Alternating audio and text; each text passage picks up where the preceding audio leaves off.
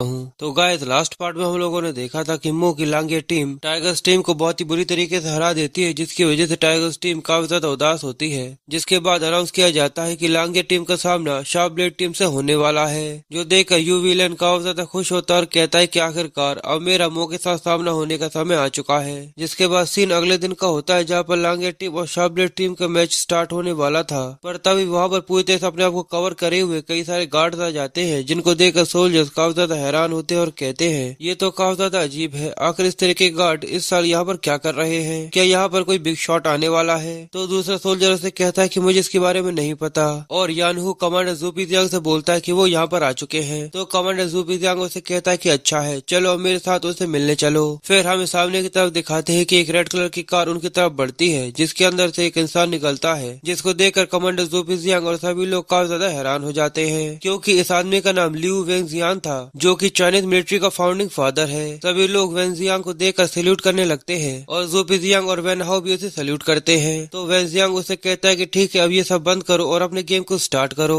तो next round को start करने के लिए लेंगे टीम के इंस्ट्रक्टर मो को बुलाया जाता है, और साथ ही शार्प ब्लेड के इंस्ट्रक्टर यूवी लैन को स्टेज पर बुलाया जाता है। मो और यूवी लैन दोनों ही स्टेज पर आमने सामने खड़े हुए होते हैं, और यूवी लैन मो से कहता है मो, आज का दिन तुम्हारे लिए और तुम्हारी लांगे टीम के लिए बहुत ज्यादा शर्मनाक होगा। पर मो उसकी बात को बड़े ही हल्के में लेते हुए अपनी नाक में उंगली डालकर कहता है क्या सच में, जो देखकर यू विलेन को काफी ज्यादा गुस्सा आता है और वो अपने मन में सोचता है मो, जो देखकर यू विलेन को काफी ज्यादा गुस्सा आता है और वो अपने मन में कहता है मो थोड़ा सा वेट करो, उसके बाद मैं भी देखता हूँ कि आखिर क्या तुम इसी तरीके से एरोगेंट रहते हो या नहीं। और माइक पर खड़ा हुआ आदमी उन दोनों से कहता है कि अपनी मिलिट्री को यहाँ पर बुला लो, जिससे यहाँ पर परफॉर्मेंस को स्टार्ट किया जाए। पर तभी यू विलेन उसको रुकने का बोलता है और वहाँ से आगे जाने लगता है, जिसको देखकर मो भी काफी ज्यादा कंफ्यूज होता है। तो कमांडर जाओ फैन वी विलेन से पूछते हैं कि आखिर तुम ये क्या कर रहे हो। तो वी विलेन कमांडर जाओ फैन से बोलता है कि मैंने अभी अभी काउंट किया है कि लांगे टीम के अंदर केवल 19 पीपल है और हमारी टीम के अंदर 20 पीपल है, इसलिए मैं ये सोच रहा था कि यहाँ पर इंस्ट्रक्टर मो भी क्यों न बैटल के अंदर पार्टिसिपेट करे। तो कमांडर जाओ फैन उससे बोलते हैं कि ठीक है, पर ये दूसरी पार्टी के ऊपर है कि वो इसके ऊपर क्या कहते हैं। तो मो बड़े ही आराम से उससे कहता है कि ठीक है, मुझे इससे कोई भी दिक्कत नहीं है। ये सुनकर वी विलेन खुश हो जाता है, पर साथ ही वो चीफ से कहता है यहाँ पर एक और चीज है जो मैं आप लोगों से कहना चाहता हूँ। तो ज़ूपीजियांग उससे कहता है कि बताओ आखिर तुम यहाँ पर क्या बोलना चाहते हो। तो वी विलेन उससे कहता है कि अगर ये हमारा फाइनल राउंड होने वाला है तो क्यों न हम इस खेल को थोड़ा सा और सीरियस बना दें, जिससे देखने वालों को काफी ज्यादा मजा आएगा। इसलिए मैं इस गेम के अंदर कुछ रूल्स और ड्रिल्स को चेंज करना चाहता हूँ, क्यों न हम लोग यहाँ पर एक लाइफ एंड डेथ का मैच रखें। ये सुनते ही वहाँ पर खड़े हुए सभी लोग बहुत ज्यादा हैरान हो जाते हैं और कहते हैं क्या यहाँ पर ये लाइफ और डेथ का मैच रखना चाहते हैं। तो दूसरा आदमी उससे कहता है कि वी विलेन आखिर यहाँ पर क्या करना चाहता है, आखिर उसके दिमाग में क्या चल रहा है। और तभी हमें वहाँ पर उसी लड़के को दिखाते हैं जो अपने चेहरे पर हाथ रखकर अपनी हंसी को रोकने की कोशिश कर रहा था, पर वो कहता है कि वी विलेन तुम काफी ज्यादा अच्छा काम कर रहे हो। और साथ ही वो अपने मन में सोचता है कि आज के गेम को जीतने और हारने का हमारा कोई भी पर्पस नहीं है, हम लोग बस यहाँ पर कंपटीशन का इस्तेमाल कर मो को मारना चाहते हैं, जिसके बाद हम उससे सेमी डिवाइन स्किल्स को ले सके। तो ज़ूपीजियांग वी विलेन से बोलता है कि मार्शल, मुझे ऐसा नहीं लगता है कि हमको यहाँ पर रूल्स को बदलना चाहिए, पर यहाँ पर ये रूल को बदलना चाहते हैं तो आपका क्या विचार है। तो वीजियान उससे कहता है कि ठीक है, मुझे इससे कोई भी दिक्कत नहीं है। ये सुनते ही जाओ को मो से पूछता है कि मास्टर आप सच में स्टेज के ऊपर जाने वाले हैं। तो मो से कहता है कि हाँ, आज मैं इस गेम को यहीं पर खत्म कर दूंगा, और वैसे भी ये बैटल लांगे और शार्प ब्लेड टीम्स के बीच में है, तो इसका मतलब ये नहीं कि सारी रिस्पॉन्सिबिलिटी तुम्हारी है कि तुम उस ऑनर को वापस लेकर आओ जो तुमने खोया है। मो की बात सुनकर जाओ को काफी ज्यादा इमोशनल हो जाता है और वो अपने मन में कहता है इंस्ट्रक्टर मो, आपके जैसा इस दुनिया में कोई भी नहीं है। फिर गेम को स्टार्ट करने से पहले वो एक दूसरे को अपने फायर आर्म्स दिखाते हैं कि आखिर उनके पास क्या क्या हथियार है, जहाँ पर जाओ को इनके साथी उससे बोलते हैं कि ब्रदर आज मैं यहाँ पर अपना वेस्ट देने वाला हूँ। जिसके बाद गेम को ऑफिशियली स्टार्ट कर दिया जाता है, जहाँ पर दोनों की दोनों टीम एक दूसरे की तरफ भागकर एक दूसरे में भिड़ने के लिए तैयार होती है। और फिजियान दोनों टीम्स को इतना ज्यादा कॉन्फिडेंस देकर काफी ज्यादा खुश होता है और कहता है कि काफी ज्यादा लंबे समय से मेरा खून इस तरीके से कभी भी नहीं खोला था। जिसके बाद हमें स्टेज का सीन दिखाया जाता है, जहाँ पर दोनों की दोनों टीम एक दूसरे के साथ बहुत बुरी तरीके से लड़ रही होती है, पर जो ये मैच देख रहे होते हैं वो भी काफी ज्यादा एक्साइटेड होते हैं और कहते हैं कि पूरी चाइना के सबसे ज्यादा स्ट्रॉन्गेस्ट सोल्जर यहाँ पर बिना हथियारों के लड़ रहे हैं, ये तो काफी ज्यादा कमाल का है। और यहाँ पर लांगे टीम शार्प ब्लेड टीम को बराबर की टक्कर दे रही है। तभी यू विलेन उसकी बात सुनकर कहता है क्या लांगे टीम यहाँ पर शार्प ब्लेड टीम को बराबर की टक्कर दे रही है। पर मो तभी किसी की पावर को सेंस करता है, जिसकी वजह से वो काफी ज्यादा हैरान हो जाता है और हमें सामने की तरफ दिखाते हैं कि शार्प ब्लेड टीम का एक सोल्जर अपने अंदर की स्पिरिचुअल एनर्जी को एक्टिव कर लेता है, जो देखकर जाओ क्विन और जाओ टियानजू दोनों ही काफी ज्यादा हैरान हो जाते हैं। और जाओ टियानजू टियांजू जाओ क्विन से बोलता है कि आखिर इसको क्या हुआ, आखिर इसके अंदर ये क्या दिक्कत है। तो जाओ क्विन जाओ टियांजू से घबराते हुए कहता है कि जल्दी से नाइफ को तैयार करो और उसके ऊपर अटैक करो। पर जैसे ही जाओ टियांजू उसके ऊपर अटैक करने के लिए जाता है तो वो शार्पब्लेड टीम का सोल्जर उसके ऊपर अटैक करता है। पर जाओ टियांजू उसके अटैक को डॉज करते हुए उसकी गर्दन के ऊपर अपनी नाइफ से अटैक करता है। पर जैसे ही जाओ टियांजू की नाइफ उस सोल्जर के गले पे टकराती है तभी जाओ टियांजू की नाइफ चूर चूर हो जाती है, जो देखकर जाओ टियांजू भी काफी ज्यादा हैरान होता है और कहता है कि मैं इसकी गर्दन को नहीं काट सकता। मो भी ये देखकर चिल्लाते हुए जाओ क्विन को कहता है कि जल्दी से पीछे हो जाओ। जाओ क्विन ये सुनकर काफी ज्यादा कंफ्यूज होता है कि वो उसे पीछे होने का क्यों बोल रहा है। और तभी हमें सामने की तरफ दिखाते कि वो सोल्जर जाओ टियांजू के चेहरे पर एक पंच मारता है जिससे जाओ टियांजू बहुत ही बुरी तरीके से घायल हो जाता है, जो देखकर जाओ क्विन काफी ज्यादा हैरान होता है और रोते हुए कहता है कि डैम इट, मैं तुम्हारे साथ लड़ूंगा। पर वो घबराते हुए उसे कहता है कि ऐसा नहीं हो सकता, जाओ क्विन अपने आप को शांत करो और जल्दी से पीछे हो जाओ। उसने यहाँ पर अपने स्पिरिचुअल एनर्जी को एक्टिव किया है, लांगिया उससे चाहकर भी नहीं लड़ सकती, उसे पीछे होना होगा। फिर हमें थोड़ी देर बाद का सीन दिखाया जाता है जहाँ पर शार्पब्लेड्स की टीम लांगिया टीम को पूरी तरह से हरा देती है, जिसके बाद यू वी लैंग उनके चेहरे को रोनते हुए कहता है आज मैं चाहता हूँ कि मो ने जितनी भी मेरी बेइज्जती करी है आज शार्पब्लेड टीम पूरी तरह से लांगिया टीम से उसका हिसाब चुकता करे। जिसके बाद वी यू लैंग वहाँ पर जाओ क्विन को देखकर उसे कहता है अब तुम्हारी लांगिया टीम को ये चिल्लाना होगा कि मो एक कचरा है, अगर तुम ऐसा करोगे तो मैं तुम लोगों को जिंदा छोड़ दूंगा। जाओ क्विन तुम यहाँ के कैप्टन हो तो सबसे पहले तुमसे ही शुरुआत करते हैं, चलो बोलो। पर जाओ क्विन उससे कहता है कि सपने देखो, मैं ऐसा कभी भी नहीं करने वाला, हमारी लांगिया टीम कोई डरपोकों की टीम नहीं है। ये सुनकर वी यू लैंग को गुस्सा आ जाता है और उससे कहता है कि ठीक है। जिसके बाद वी यू लैंग अपने एक साथी से ब्लेड लेता है और उससे कहता है अगर ऐसा है तो मैं तुम्हें नर्क में पहुंचा देता हूँ। जो बोलते हुए वी यू लैंग जाओ क्विन को बहुत बुरी तरीके से टॉर्चर करना चालू कर देता है और उसके अंदर कई सारे छेद कर देता है। ये देखकर जाओ टियांजू रोते हुए अपने भाई को आवाज देता है और कहता है कि प्लीज ऐसा मत करो। और मो भी जाओ क्विन को इस तरीके से मरता हुआ देखकर बहुत ज्यादा हैरान होता है। पर यू वी लैंग हंसते हुए कहता है कि मुझे माफ करना, गलती से मेरा हाथ फिसल गया था, पर मैंने अभी भी तुम्हारे लंग्स को नहीं काटा है, पर अगली बार मैं डेफिनेटली उन्हें काट दूंगा। जिसके बाद वी यू लैंग जाओ क्विन से आगे कहता है कि तुम यहाँ पर कैप्टन हो और अब तुम्हें बोलना होगा कि मो कचरा है, उसके बाद ही मैं तुम्हें माफ करूंगा। तो जाओ क्विन मरने की हालत में होता है, उससे कहता है कि ठीक है वी यू लैंग अब मेरी बात कान खोलकर सुनो, तुम यहाँ पर हमारे कैप्टन मो की तुलना में एक कचरा हो, उसके अलावा कुछ नहीं। ये सुनकर मो भी काफी ज्यादा हैरान हो जाता है, पर वी यू लैंग काफी ज्यादा गुस्से में आ जाता है और कहता है ठीक है अगर तुम्हारा यही मतलब है कि जाओ क्विन अब तुम आगे जीना नहीं चाहते तो मैं तुम्हारी इस ख्वाहिश को फुलफिल कर देता हूँ। जो बोलकर वो जाओ क्विन को मारने वाला होता है तो जाओ टियांजू रोते हुए चिल्लाकर कहता है कि यू वी लैंग ये गेम है, अब बंद करो, प्लीज मेरे भाई को जान से मत मारो। और तभी वहाँ पर मो पहुँच जाता है जो वी यू लैंग के चेहरे पर एक पंच मारकर जाओ क्विन को उससे बचा लेता है। और मो जू पिजियांग से बोलता है कि अब मैं भी तुम्हारे साथ ये गेम खेल रहा हूँ। जिसके बाद मो मार्शल विजियान के पास जाकर उनसे पूछता है क्या मैं भी इस गेम को ज्वाइन कर सकता हूँ। जो सुनकर वहाँ पर बैठे हुए कई लोग काफी ज्यादा हैरान हो जाते हैं और कहते हैं क्या मो यहाँ पर 12 लोगों से अकेला लड़ना चाहता है। तो कमांडर जू पिजियांग कमांडर जाफेंग से बोलते हैं क्या तुम्हारी शार्पब्लेड टीम यहाँ पर कुछ जरूरत से ज्यादा नहीं कर रही। तो कमांडर जाफेंग उससे कहते हैं कि अगर यहाँ पर मार्शल ने कुछ भी नहीं कहा तो आखिर तुम यहाँ पर क्यों चिल्ला रहे हो। तभी मार्शल विजियान खड़े होकर जू पिजियांग से बोलते हैं कि एक वॉर की क्रूएलिटी को मत भूलो कि आखिर उसके अंदर कितना दर्द और खौफ भरा होता है। सभी लोग ये देखकर काफी ज्यादा हैरान हो जाते हैं और कहते हैं कि यहाँ पर मार्शल ने अपनी हेड हटा दी है, इसका मतलब मार्शल यहाँ पर किसी को रिस्पेक्ट दे रहे हैं। यहाँ पर मार्शल विजियान के सामने मो खड़ा होता है और मार्शल विजियान उससे कहते हैं कि मो तुम यहाँ पर गेम खेल सकते हो। मो जैसे ही मार्शल की बात सुनता है तो गेम को कंटिन्यू किया जाता है और मो आगे की तरफ भागना चालू करता है। मो की स्पीड देखकर सभी लोग बहुत ज्यादा हैरान होते हैं, सबके मुंह खुले के खुले रह जाते हैं और कहते हैं ये तो पूरी शार्पब्लेड टीम से भी बहुत ज्यादा फास्ट है। और तभी वी यू लैंग मो को अपनी तरफ आता हुआ देखकर सभी लोगों से कहता है कि जल्दी से जंगल के अंदर भाग जाओ जिससे मो हम लोगों के पीछे वहाँ पर ना आ पाए। और साथ ही वी यू लैंग अपने मन में सोचता है कि मैं जल्दी से जाकर जंगल में छुप जाऊंगा और तुम्हारा शिकार करूंगा। थोड़ी ही देर में पूरी शार्पब्लेड की टीम जंगल के अंदर जाकर छुप जाती है, पर मो उनको ढूंढ लेता है और उन लोगों से कहता है कि मैं यहाँ पर हूँ। वो लोग मो की आवाज सुनकर आसपास देखना चालू कर देते हैं कि आखिर मो कहाँ पर है। और तभी वी यू लैंग के सामने मो आकर खड़ा हो जाता है तो वी यू लैंग मो को देखकर कहता है कि तुम यहाँ पर मेरे सामने कोई भी ट्रिक नहीं खेल सकते। जिसके बाद वी यू लैंग अपने सभी साथियों से कहता है कि जाकर मो को जान से मार डालो। पर मो वी यू लैंग से कहता है कि तुम अपने आप को यहाँ पर कुछ जरूरत से ज्यादा ही समझ रहे हो। और तभी हमें अगले सीन में दिखाया जाता है कि मो सभी लोगों को बड़ी आसानी से हरा देता है। और साथ ही मो वी यू लैंग से कहता है कि मैं तुम्हें परेशान नहीं करना चाहता क्योंकि मेरी आंखों में तुम कचरे के अलावा कुछ भी नहीं हो, तुम एक चींटी हो, बस एक चींटी जिसको मैं कभी भी किसी भी समय कुचल सकता हूँ। जो बोलते हुए मो एक और सोल्जर को एक ही पंच में हरा देता है। जो देखकर वी यू लैंग काफी ज्यादा हैरानी के साथ अपने मन में सोचता है यहाँ पर मो ने मेरी टीम के 12 लोगों को बड़े आसानी आसानी से हरा दिया है, पर उनके तो स्पिरिचुअल गेट्स भी खुले हुए थे।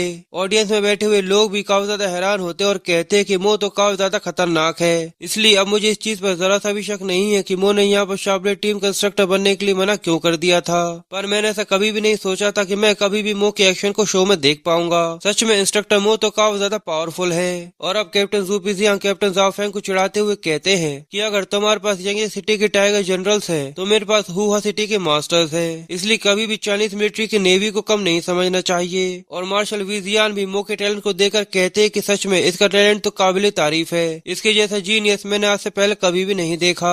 जिसके बाद सीन फिर से मो के ऊपर आ जाता है, जहाँ पर मो के ऊपर अब व्यूलेन अटैक करने के लिए आगे आता है और मो से कहता है कि मो सच में तुम हमारी शार्पलेट टीम की चीफ इंस्ट्रक्टर बनने के लिए लायक हो। सच में तुम इतने ज्यादा पावरफुल हो जितना कि कोई 100 सालों में भी नहीं होगा, पर यहाँ पर मैं भी कोई कमजोर नहीं हूँ। जो बोलते हुए व्यूलेन मो के ऊपर एक अटैक करने के लिए आता है जिसका नाम स्पिरिचुअल अलर्ट एंड क्रैक होता है। पर जैसे ही व्यूलेन मो के ऊपर अटैक करता है, पर तभी मो नीचे झुककर व्यूलेन के पेट पर एक पंच करता है जिससे वो बहुत दूर जाकर फेंका जाता है। जिसके बाद मो जल्दी से जाकर व्यूलेन की गर्दन पकड़ लेता है, जिससे व्यूलेन अपने आप को नहीं छुड़ा पाता और व्यूलेन रोते हुए कहता है कि प्लीज मो मुझे जाने दो, क्या तुम मुझे यहाँ पर जान से मार डालोगे। तो मो एक ईविल से स्माइल देते हुए उससे कहता है क्या तुम ये चाहते हो कि मैं तुम्हें जाने दूं? तो बताओ आखिर तुमने जाओकेन के साथ जैसा किया था, अगर मैं तुम्हारे साथ वैसा करूं तो तुम्हें कैसा लगेगा। तभी कैप्टन जाओ फेंग व्यूलेन को मो के हाथों से इस तरीके से मरता हुआ देख कर चिल्लाते हुए कहते हैं कि मो अब ये सब खत्म हुआ, तुम्हारी लांगे टीम यंग सिटी की इस टीम से जीत चुकी है, बस अब ये सब खत्म करो, तुम्हें जरूरत से ज्यादा कुछ करने की जरूरत नहीं है। पर मो जाओ फेंग से कहता है कि मुझे माफ करना, पर मैं तुम्हारे ऑर्डर्स को यहाँ पर नहीं मानने वाला, क्योंकि यहाँ पर लांगे टीम के कई सारे सोल्जर्स घायल पड़े हुए हैं और जाओकेन तो मरने वाला है। तब तुमने खड़े होकर लांगे टीम के जाओकेन के लिए ये सब क्यों नहीं बोला कि ये सब बहुत ज्यादा हो रहा है, अब बस करो। जाओ फेंग को ऐसा लगने लगता है कि मो उसकी बात नहीं सुनने वाला, इसलिए वो जल्दी से भागकर मार्शल के पास आ जाता है और रोते हुए कहता है कि प्लीज मार्शल मो को यहाँ पर रोक दीजिए। पर मार्शल विजियान उसकी बात सुनकर कहते हैं क्या रोक दूं? ये सुनकर मार्शल विजियान काफी ज्यादा गुस्से में होते और कहते हैं कमांडर जाओ फेंग कभी भी फाइट के दौरान अपने दुश्मन से दया की उम्मीद नहीं रखनी चाहिए, और वैसे भी यहाँ पर रूल्स को बदल कर डेथ मैच तुम्हारे व्यूलेन ने ही रखा था, तो आखिर मैं यहाँ पर नियम को कैसे बदल सकता हूँ। ये सुनकर कमांडर जाओ फेंग की हालत खराब हो जाती है और कहते हैं कि हाँ आपने बिल्कुल सही कहा, और साथ ही वो अपने मन में सोचते हैं कि सब कुछ खत्म हो गया, आज मैं यंग मिलिट्री के जनरल को खोने वाला हूँ। और वहीं पर बैठा हुआ वो लड़का ये सब देखकर अपने मन में सोचता है मुझे नहीं लगता कि मार्शल यहाँ पर कुछ करने वाले हैं, शायद मुझे यहाँ पर छुपकर मो के ऊपर अटैक करना होगा, पर अगर मैं इसी सिचुएशन में शार्पलेट टीम की मदद करूंगा तो शायद मिलिट्री के अंदर मेरी रैंक पर भी इफेक्ट पड़ सकता है। पर तभी मो व्यूलेन को जमीन पर पटक देता है क्योंकि वो बेहोश हो चुका था और वो इस तरीके से डर की वजह से काफी ज्यादा शौक में जा चुका था। जिसके साथ लांगे टीम यहाँ पर मैच को जीत जाती है और सभी लोग लांगे टीम को चिल्ला चिल्लाकर चेयर कर रहे होते हैं। और जाओकेन मो को देखते हुए सोचता है इंस्ट्रक्टर मो आपका बहुत बहुत शुक्रिया। जिसके बाद लॉन्ग टाइम बेस पर सभी लांगे टीम और शार्पलेट टीम्स को अलग अलग मेडिकल क्योर्स में रखा जाता है जिससे उनको ठीक किया जा सके। और मार्शल विजियान जू पिजियांग से पूछते हैं कि ये लड़का जो कि हुआ से आया है इसका नाम क्वीन मो है, तो आखिर ये कौन सा क्वीन है। कमांडर जू पिजियांग उन्हें जवाब देते हुए कहते हैं कि हाँ इस लड़के का लास्ट नेम क्वीन है, पर ये क्वीन शिंग हुआन का है, पर मो हुआ का रहने वाला है न कि यंग सिटी का। मार्शल क्या आप मेरी बात सुन रहे हैं? पर मार्शल विजियान तो अपने ख्यालों में खोए हुए होते हैं और वो कहते हैं यानी यहाँ पर उन 4 डीमन फैमिलीज में से कोई भी नहीं था। पर ये बात भी इतनी सरप्राइजिंग नहीं है कि पूरी चाइना की सबसे ज्यादा स्ट्रॉन्गेस्ट मिलिट्री इस तरीके से हार गई। पर बाद में मार्शल लीजियान आगे कहते हैं इस चाइना में कई सारे लोग हैं जिनका सरनेम क्वीन है, पर फिर भी यंग सिटी की क्वीन फैमिली ही क्वीन सरनेम इस्तेमाल करती है, क्योंकि यंग सिटी की क्वीन फैमिली 100 सालों से यहाँ पर रूल कर रही है। जिसके बाद हमें शार्पलेट टीम का कैंप दिखाया जाता है जहाँ पर वो लड़का अपने छोटे भाई के पास यानी यूवी लैन के पास आता है और उससे कहता है मेरे छोटे भाई तुम चिंता मत करना,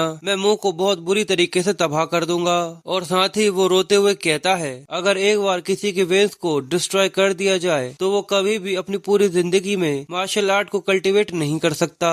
और दूसरी तरफ सब लोग मो को घेर कर खड़े होते हैं, जिसको देखकर वो आग बबूला होते हुए अपने मन में कहता है कि मो मैं तुम्हें डेफिनेटली एक दिन मार डालूंगा। और जाओकेन भी मो को सल्यूट करते हुए मो का शुक्रिया करता है और कहता है प्लीज मुझे माफ कर देना, मेरा हाथ टूटा हुआ है जिसकी वजह से मैं आपको सही से सल्यूट नहीं कर सकता। तो मो हंसते हुए कहता है कि ये तो एक छोटी सी बात है। जिसके बाद पूरी लांगे टीम मो को कंधे पर उठाकर हवा में उछालने लगती है और कहती है कि आप हमारे लांगे किंग हैं, जो बोलकर मो को चेयर किया जा रहा होता है, जो देखकर ज़ाओ कुन और जू पेजियांग बहुत ज्यादा खुश होते हैं और ये न्यूज धीरे धीरे कर सभी में फैल जाती है, जिसकी वजह से सभी लोग हुआ की तारीफ करते हुए यंगिंग सिटी की मार्शल आर्ट की बुराइयां करना चालू कर देते हैं। पर जैसे ही ये बात यूवी लैन के कानों में पड़ती है, वो सभी से कहता है कि मुझसे दूर रहो, मैंने कहा ना कि दफा हो जाओ। यूवी लैन अपने घर के अंदर एडमिट होता है क्योंकि इसकी हालत बहुत ज्यादा खराब थी, पर वो किसी भी तरीके की मेडिसिन लेने से मना कर देता है और रोते हुए कहता है कि अब मैं पूरी तरह से बर्बाद हो चुका हूँ, मैं एक कचरा हूँ और ये सारी की सारी गलती मो की है, उसने ही मेरे साथ ऐसा किया है। वहाँ पर खड़े हुए यूवी लैन के सर्वेंट्स उसको समझाते हुए कहते हैं, मास्टर यूवी लैन, आपको दवाई लेने से मना नहीं करना चाहिए, जब हम लोग यहाँ पर आए तो आप ऐसा क्यों कर रहे हो।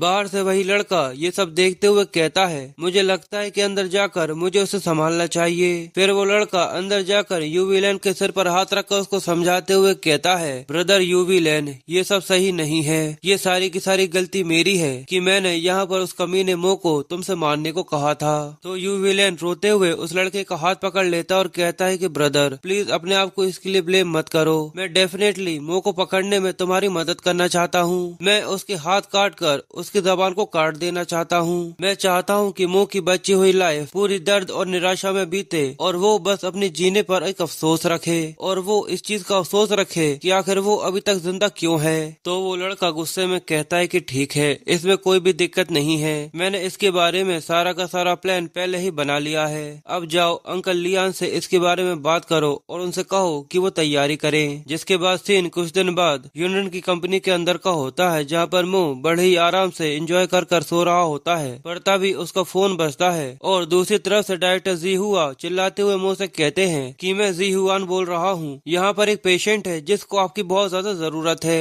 एक इमरजेंसी है। पर जैसे ही मो वहाँ पर आता है तो वो ये देखता है कि वहाँ पर एक लेडी को ऑक्सीजन लगा कर लेटाया हुआ होता है और उसके बच्चे को यहाँ पर डिलीवर करना होता है, जिसके लिए डायरेक्टर सन हुआन ने मो को यहाँ पर बुलाया था। इस आदमी का नाम मिस्टर होंग है। होंग डायरेक्टर सन से बोलते हैं कि आखिर मेरी वाइफ की सिचुएशन कैसी है। तो डायरेक्टर सन हुआन उससे कहते हैं कि मुझे ऐसा लगता है कि इनके केस में मुझे यहाँ पर सर्जरी ही करनी होगी। यहाँ पर मिसेस हुआंग का ब्लड प्रेशर काफी ज्यादा लो है, जिसकी वजह से ऑपरेशन का रिस्क बहुत ज्यादा बढ़ जाता है। यहाँ पर मेरे सक्सेस रेट केवल 3% है। जो सुनकर मिस्टर होंग रोना चालू कर देते और कहते हैं, अब तो केवल बस मैं ही हूँ जो होंग फैमिली को आगे बढ़ा सकता है और अगर ऐसा कुछ हुआ तो मेरी वजह से पूरी होंग फैमिली का नाम बदनाम हो जाएगा।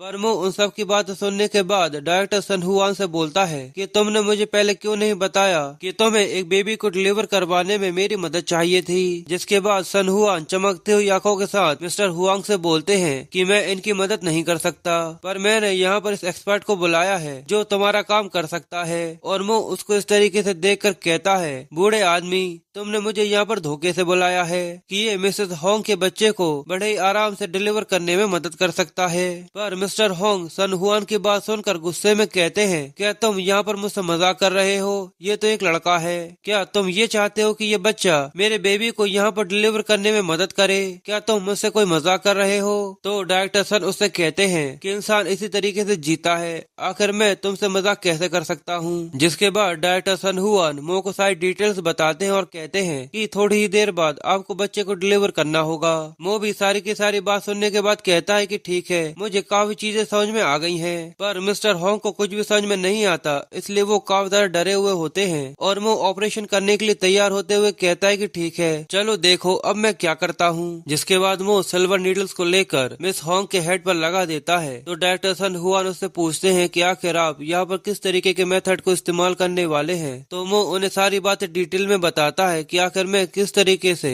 मिस होंग के बच्चे को सेफली डिलीवर करवाने वाला हूँ। और साथ ही वो डायरेक्टर सन हुआन से बोलता है कि यहाँ पर मुझे इसको डिलीवर करवाने में आपकी मदद भी चाहिए। फिर हमें बाहर का सीन दिखाया जाता है जहाँ पर होंग फैमिली के लीडर वहाँ पर आकर उनसे पूछते हैं कि आखिर होंग लाई की हालत कैसी है। तो मिस्टर होंग अपने फादर को वहाँ पर देखकर कहते हैं कि डैड, आखिर आप यहाँ पर क्यों आ गए। जिसके बाद वो उन्हें आगे बताते हैं कि डायरेक्टर सन हुआन यहाँ पर थोड़े से डर रहे थे, इसलिए उन्होंने यहाँ पर एक यंग डॉक्टर को बुलाया है जिसका नाम मो है। मिस्टर होंग के फादर क्वीन मो का नाम सुनकर थोड़े से कंफ्यूज होते हैं। तो मिस्टर होंग कहते हैं कि हाँ, वो मिस्टर मो है। ये सुनकर वो लोग बहुत ज्यादा हैरान हो जाते हैं और चिल्लाते हुए कहते हैं, क्या तुम उसी के बारे में बात कर रहे हो जिसने यंग मिलिट्री के नंबर 1 स्पेशल फोर्सेस के सोल्जर यूवी लैन को बड़े ही आसानी से हरा दिया था। एल्डर होंग के पीछे खड़े हुए सभी लोग ये सुनकर काफी ज्यादा हैरान होते और कहते हैं कि मिस्टर मो तो मेरे आइडल हैं और मुझे लगता है कि होंग लाई बिल्कुल सेफ होंगी और यहाँ पर भगवान हमारी होंग फैमिली को उसके जरिए ब्लेस्ड करेगा।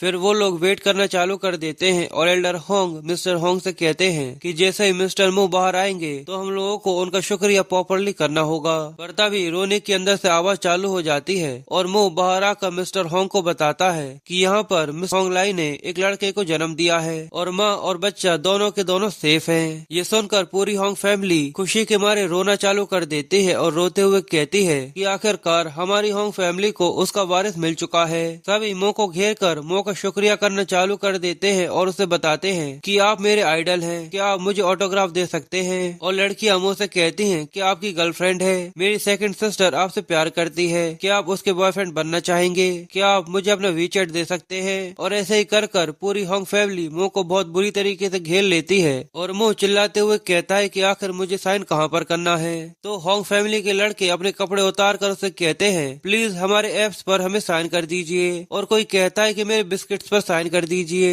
पर तभी मिस्टर होंग वहाँ पर आ जाते हैं और उन दोनों को पंच मार कर हवा में उड़ा देते और कहते हैं कि यहाँ पर मिस्टर मो को इस तरीके से एम्बेरस मत करो। और मो उनकी पावर देखकर कहता है कि इनने तो एक ही पंच में उन दोनों को हवा में उड़ा दिया। जिसके बाद मिस्टर होंग मो से माफी मांगते हैं और उससे कहते हैं कि हमारी होंग फैमिली में सभी मार्शल आर्टिस्ट हैं, इस वजह से उन्हें मैनर्स के बारे में कुछ भी नहीं पता। पर मैं यहाँ पर अपनी वाइफ और पूरी फैमिली की तरफ से आपका बहुत बहुत शुक्रगुजार हूँ। जिसके बाद मिस्टर होंग मो को पकड़कर उससे कहते हैं कि आपने यहाँ पर मेरे बच्चे और मेरी वाइफ की जान बचाई है, इसलिए आज से आप मेरे बच्चे के गॉड फादर है। मो गॉड फादर का सुनकर अपने मन में एक इमेज बना लेता और कहता है और हमें मो के दिमाग में दिखाते हैं कि वो लड़का मो का पैर पकड़कर उससे कहता है कि मेरे गॉड फादर मुझे दूध पीना है, मेरे साथ गेम खेलिए। और मो उसकी वजह से बहुत ज्यादा परेशान हो जाता है और मो ये सब सोचकर उससे कहता है कि आपका लड़का भले ही बहुत ज्यादा क्यूट है पर प्लीज मुझे माफ करना, पर मैं आपका गॉड फादर नहीं बन सकता। तो मिस्टर होंग एक क्यूट सा चेहरा बनाने की कोशिश करते हुए मो से कहते हैं कि जब मैं काफी ज्यादा यंग था तो कई सारे लोग मुझसे भी कहा करते थे कि मैं बहुत ज्यादा क्यूट हूँ, शायद मेरा लड़का मुझ पर गया होगा। पर मो उसको इस तरीके से देखकर उससे उल्टी हो जाती है और वो कहता है कि क्या सच में। फिर हमें मिस्टर होंग के लड़के को दिखाते हैं। जिसके बाद मो मिस्टर होंग को एक गिफ्ट देते हुए कहता है कि यहाँ पर एक बच्चे के पैदा होने पर मेरी तरफ से आपके लिए गिफ्ट है। तो मिस्टर होंग उससे पूछते हैं कि आखिर ये क्या है। तो मो एक क्रीपी सा लुक बनाते हुए उससे कहता है कि ये एक अच्छी चीज है जिससे तुम तुम्हारी होंग फैमिली में जितने चाहो उतने बच्चे पैदा कर सकते हो, और इस चीज का याद रखना और अपने पास रखना। जिसके बाद मो वहाँ से जाते हुए कहता है कि मिस्टर होंग अगर आपको आपकी बीवी या बच्चे को लेकर कोई भी क्वेश्चन हो तो आप डायरेक्टर सन से पूछ सकते हैं, अब मैं यहाँ से जा रहा हूँ। जो बोलकर मो वहाँ से जाने लगता है और पूरी होंग फैमिली झुक कर मो को अपनी रिस्पेक्ट देती है कि अगर आपको कभी भी होंग फैमिली की फ्यूचर में कोई भी मदद पड़े तो प्लीज हमें जरूर बताइएगा। जिसके बाद सीन यंग सिटी के मार्शल आर्ट एसोसिएशन का होता है, जहाँ पर फुयान उस लड़के को देखकर कहता है मुझे पता था कि तुम यहाँ पर आओगे। वो लड़का काफी ज्यादा गुस्से में होता और कहता है मुझे लगता है कि तुम्हें मार्शल आर्ट न्यूज़पेपर पढ़ना चाहिए, क्योंकि अब मेरी ही फैमिली पूरी यंग सिटी के मार्शल आर्ट के अंदर केवल मजाक बनकर रह गई है। तो फुयान उससे कहता है कि तुम्हें गुस्सा होने की जरूरत नहीं है, ये तो तुम्हारे लिए काफी ज्यादा अच्छी चीज है। ये सुनकर वो लड़का और भी ज्यादा गुस्से में आ जाता है और कहता है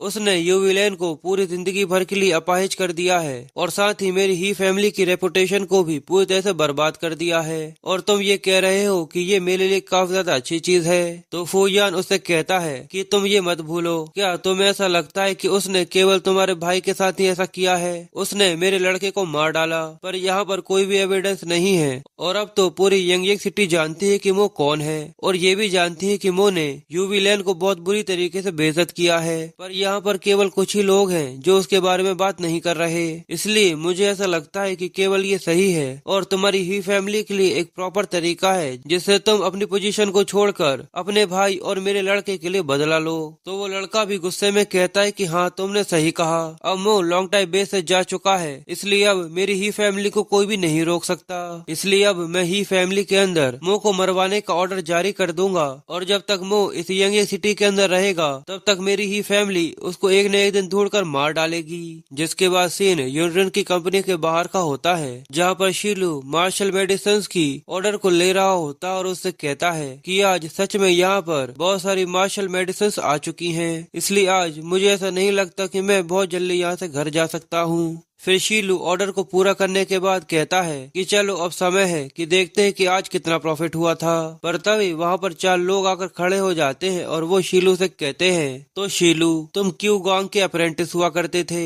पर मो ने उसे मार दिया, उसके बाद से सच में तुम तो उसकी कंपनी के अंदर एक नौकर बनकर काम करने लगे हो। ये तो मेरे लिए काफी ज्यादा चौंकाने वाली बात है। शीलू वहाँ पर चारों को देखकर बहुत ज्यादा हैरान होता और कहता है कि ये तो ये फैमिली के 4 भीम्स हैं, आखिर ये चारों यहाँ पर क्या कर रहे हैं। और शीलू उन लोगों को देखते हुए कहता है कि पिछले समय में ही फैमिली के इन चारों लोगों ने एक साथ मिलकर कंट्री के लिए बहुत कुछ किया था, जिसकी वजह से ही फैमिली का नाम बहुत ज्यादा ऊंचा हुआ था। मैंने इन लोगों की केवल फोटो देखी थी जब ये लोग हाई लेवल के किलर्स बने थे, पर आखिर आज ये लोग यहाँ पर क्या कर रहे हैं। शीलू उन चारों से कहता है कि सीनियर्स, आखिर मैं आपकी क्या मदद कर सकता हूँ। अगर आप लोग यहाँ पर मार्शल मेडिसिन लेने के लिए आए हैं तो मैं आपको जरूर एक डिस्काउंट दूंगा। पर ही मिंग शीलू से कहता है कि बेवकूफ बनने का नाटक मत करो, तुम टाइमैन के कभी चेहरे हुआ करते थे, इसलिए हम तुम्हें एक मौका देते हैं कि मो को अभी छोड़ दो। जो बोलते हुए ही मिंग अपने हाथ में एक टैलिस्मैन पकड़े होता है जिसे वो शीलू के पास से दीवार में दे मारता है। और साथ ही मिंग शीलू से कहता है कि मुझे माफ करना, मुझे लगता है कि मैंने जरूरत से ज्यादा पावर इस्तेमाल कर ली। और साथ ही वो शीलू को आगे बताता है कि आज हम लोग यहाँ पर ही फैमिली के किलर पोस्टर की वजह से मो को मारने के लिए आए हैं। और साथ ही हमें उस दीवार की तरफ दिखाते हैं जहाँ वो उसका टेलिस्मैन दीवार के अंदर धंस चुका था, यानी आप समझ सकते हैं कि उसने कितनी ज्यादा पावर के साथ उसे फेंका होगा, जिससे एक पतला सा पेपर दीवार को तोड़कर उसके अंदर धंस चुका था। जिसके बाद ही लाई शीलू से आगे बोलता है कि हमारी ही फैमिली भी यंग सिटी में काफी ज्यादा फेमस है और हम लोग यहाँ पर किसी का भी शिकार इस तरीके से नहीं करते, पर मो ने हमारे हायर वीयू लैन को बहुत बुरी तरीके से विकलांग कर दिया है, इसलिए हम लोग केवल उसी को टारगेट कर रहे हैं। जिसके बाद ही यन आगे आकर बोलता है, और इससे भी बड़ी बात ये है कि ही फैमिली एक ही बार अपने किलिंग पोस्टर को इस्तेमाल कर सकती है। अब इसके बाद वो 30 साल तक इसको इस्तेमाल नहीं कर सकती, इसलिए मो के लिए तो ये एक ऑनर की बात है कि वो किलिंग पोस्टर के अंदर मारा जाए। जिसके बाद ही फैंग आगे बोलता है, पर अगर मो यंग सिटी से पूरी तरह से बाहर चला जाता है तो हम लोग उसे नहीं रोक सकते और ना ही उसे काउंट किया जाएगा।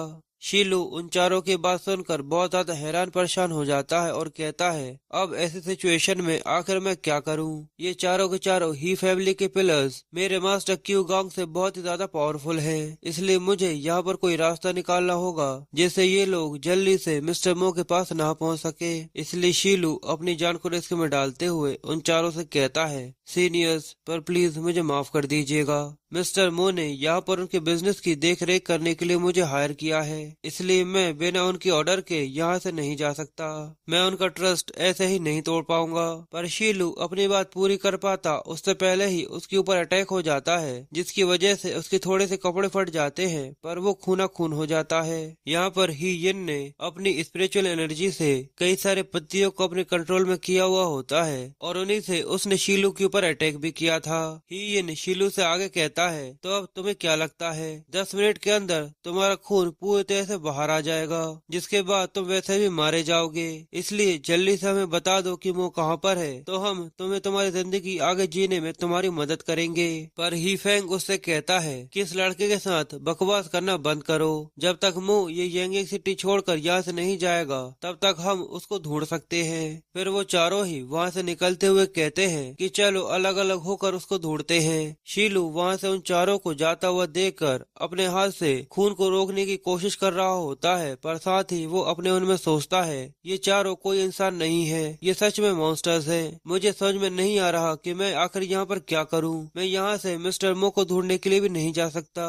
अगर मैं यहाँ से गया तो ये चारों मिलकर मेरा पीछा करेंगे और मो को ढूंढ लेंगे। पर तभी शीलू को एक बात याद आती है कि एक बार मो ने उसे एक डेटोनेटर दिया था और बताया था कि कभी भी कंपनी के अंदर कोई बुरा इंसान आ जाता है तो सबसे पहले डेटोनेटर के अलार्म बटन को दबाना, जिससे सभी लोग यहाँ से बाहर निकल जाएंगे। उसके बाद सेल्फ डिस्ट्रक्शन मोड को दबा देना, जिससे पूरी की पूरी कंपनी ही उड़ जाएगी। जो सुनकर शीलू हंसते हुए कहता है, ये चीज तो काफी ज्यादा मजेदार है। फिर शीलू अपने पास से उसी डेटोनेटर को निकालकर कहता है कि मैं इन लोगों को मिस्टर मो को ढूंढने नहीं दे सकता, इसलिए मुझे सारी चीजें अपने हाथ में लेनी होंगी। जो बोलते ही यूनियन की कंपनी एक बहुत ही बड़े धमाके के साथ फट जाती है, जिसके धमाके की आवाज सुनकर मो बहुत ज्यादा हैरान होता और कहता है कि यूनियन की फार्मेसी की कंपनी एकदम से तबाह कैसे हो सकती है। सभी लोग धमाके की आवाज सुनकर वहाँ से बचकर भागने की कोशिश में लगे हुए होते हैं, पर मो ये देखकर घबराते हुए कहता है कि ऐसा नहीं हो सकता। फिर मो जल्दी से यूनियन की कंपनी की तरफ भागता है और कहता है कि कहीं शीलू और यूनियन को कुछ ना हो गया हो। पर जैसे ही मो वहाँ पर आता है तो वो देखता है कि पूरी कंपनी पूरी तरह से तबाह हो चुकी थी और वहाँ पर वो शीलू और यूनियन को ढूंढने लगता है। पर साथ ही मो अपने मन में सोचता है यहाँ पर बहुत ही ज्यादा धुआं है, इसलिए मैं केवल अपनी डिवाइन कॉन्शियसनेस की मदद से ही उनको ढूंढ सकता हूँ। फिर मो अपने डिवाइन कॉन्शियसनेस का इस्तेमाल करता है, जिससे मो को पत्थरों के बीच में दबा हुआ शीलू मिल जाता है। इसलिए मो जल्दी से जाकर उसके ऊपर से पत्थर हटाता और कहता है कि शीलू, मैं तुम्हें जल्दी ही बचा लूंगा। पर जैसे ही मो शीलू की हालत देखता है तो वो बहुत ज्यादा हैरान हो जाता है, क्योंकि उसकी कंडीशन बहुत ही ज्यादा खराब होती है। उसका पूरा का पूरा चेहरा तबाह हो चुका था। पर वो अपनी आखिरी सांसें गिनते हुए भी मो से कहता है कि प्लीज जल्दी से भाग जाइए, ही फैमिली के 4 पिलर्स यहाँ पर आपको मारने के लिए आ रहे हैं। मो शीलू की इतनी ज्यादा दर्द भरी कंडीशन को देखकर रोना चालू कर देता और शीलू से कहता है कि तुम बोलना बंद करो, मैं अपनी स्पिरिचुअल एनर्जी तुम्हारी बॉडी के अंदर डाल देता हूँ जिससे तुम्हें बचाया जा सके। पर शीलू रोते हुए कहता है कि ऐसा मत करिए, अपनी एनर्जी को और वेस्ट मत करिए, मेरी आंखें, मुझे कुछ भी दिखाई नहीं दे रहा और यहाँ तक सांस लेने में भी मुझे दिक्कत आ रही है, मेरी बॉडी पूरी तरह से जल चुकी है, प्लीज सर मुझे माफ कर दीजिएगा, क्योंकि अब मैं आपको और मिस यूनियन को और ज्यादा समय तक सर्व नहीं कर सकता। जो बोलते हुए शीलू वहीं पर अपना दम तोड़ देता है। शीलू को इस तरीके से देखकर मो चाहकर भी अपने आंसुओं को नहीं रोक पाता और मो रोते हुए काफी ज्यादा गुस्से में कहता है कि मैं डेफिनेटली ही फैमिली के उन चारों प्लेयर्स को मार डालूंगा और उनसे तुम्हारा बदला लूंगा।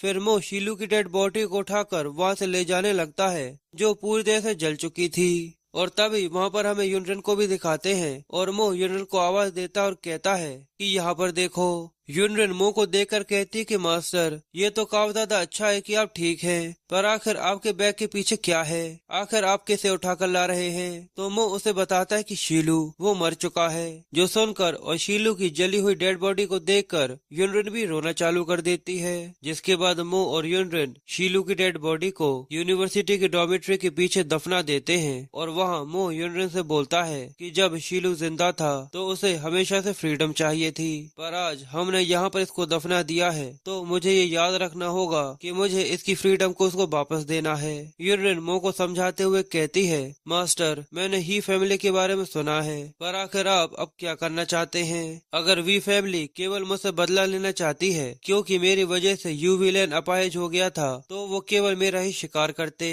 पर अब ही फैमिली ने यहाँ पर इस बात को बहुत ज्यादा बढ़ा दिया है, इसलिए अब मेरा कोई भी इरादा नहीं है कि ये चीज इतनी ज्यादा सिंपल हो। अब भले ही चाइना की कई सारी फोर्सेस या मार्शल आर्ट वर्ल्ड भी मेरे सामने क्यों ना आ जाए, पर फिर भी मैं ही फैमिली को खत्म कर दूंगा।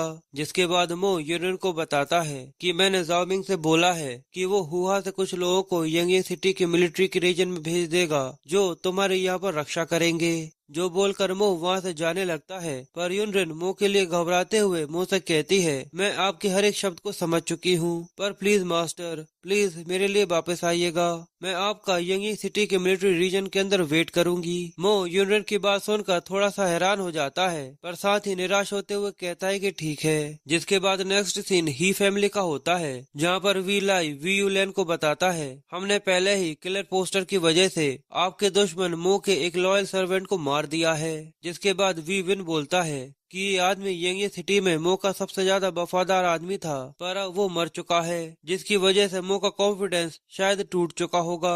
पर वी यूलेन उन सब की बातें सुनकर कहता है कि ये काफी नहीं है, ये काफी नहीं है, मो की वजह से अब मैं पूरी तरह से अपाहिज हो चुका हूँ, और अगर तुमने यहाँ पर उसके एक लॉयल सर्वेंट को हरा दिया तो ये काफी नहीं है, ये मेरे दिल को और ज्यादा दर्द दे रहा है। मैं चाहता हूँ कि तुम मो के सभी रिलेशनशिप वालों को मार डालो, मो का कोई भी दोस्त या परिवार वाला बचना नहीं चाहिए। मैं सभी लोगों को अपनी आंखों के सामने मरता हुआ देखना चाहता हूँ। मैं चाहता हूँ कि मो के साथ के सभी मर जाएं, जिससे वो अपनी सारी जिंदगी एक गिल्ट में जिए कि उसकी वजह से ही वो सारे के सारे आज मरे हैं। और साथ ही वी यूलेन वी लाई से कहता है कि अंकल प्लीज मुझसे प्रॉमिस कीजिए, आपने मुझे अपनी आंखों के सामने बड़ा होता हुआ देखा है, इसलिए प्लीज मुझसे प्रॉमिस कीजिए आप सब कुछ खत्म कर देंगे।